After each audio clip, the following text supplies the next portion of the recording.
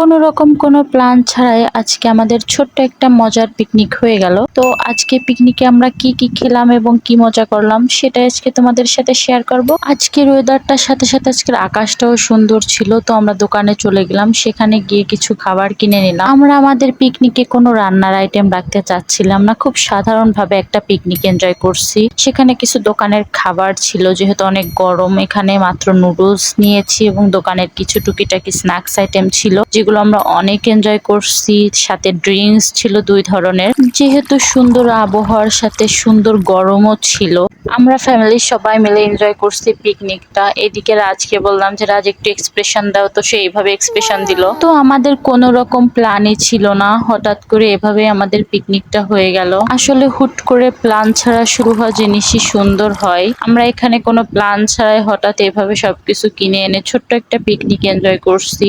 বাচ্চারা অনেক খুশি ছিল আর এভাবে আজকের বিকালটা সুন্দরভাবে কেটে গেল। তো আজকের মতো এখানে এটা